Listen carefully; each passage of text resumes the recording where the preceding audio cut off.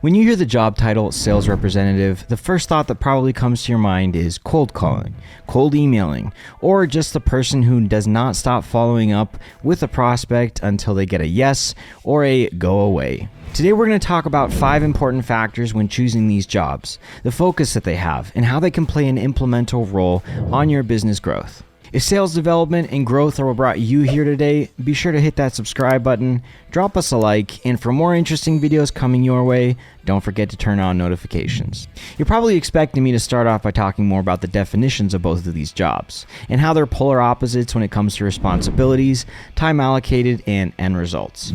But to be honest, they're very different, and each company actually has its own definition for what a sales rep is and what a sales development rep is. That's why my first point is this: adapt.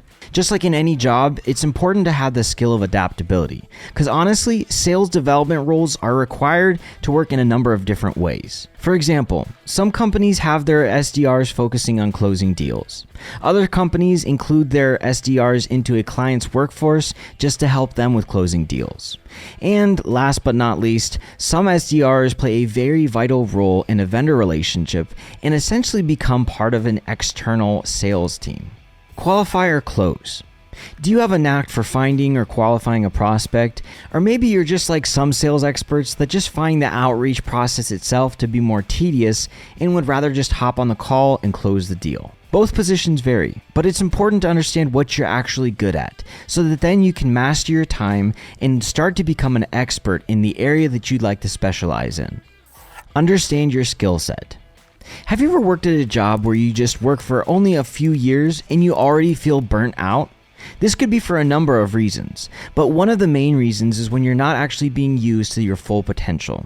Working a job where your normal average workday just looks like following orders, meeting your quota, or completing all your tasks will eventually lead to you just getting burned out and fast. It's important to understand that in a job, you need to be able to bring in new ideas and new implementations that can actually bring more value to the company, but also to your own self-improvement.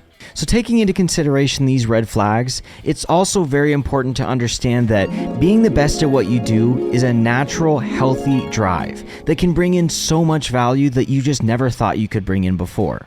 Connect or deflect. Let's start with the first word here, connect.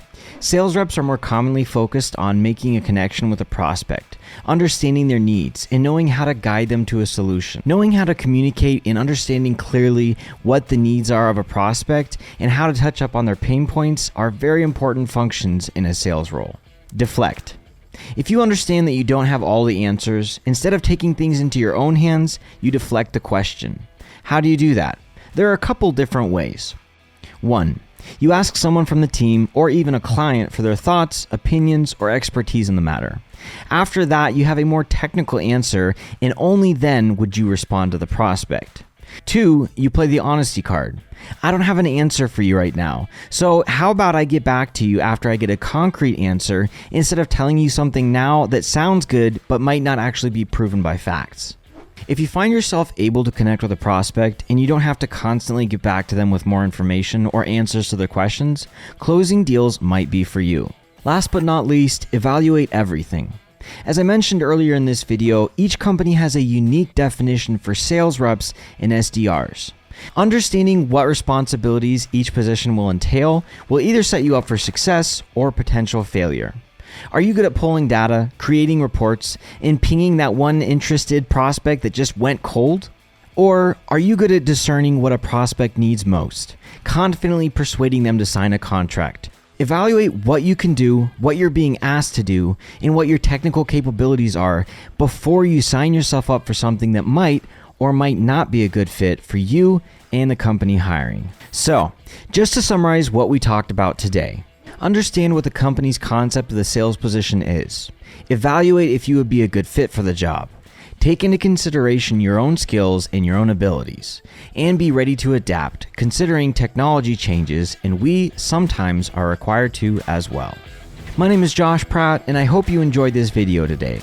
Don't forget to subscribe to stay tuned to all the other videos that will be coming out soon. Until next time.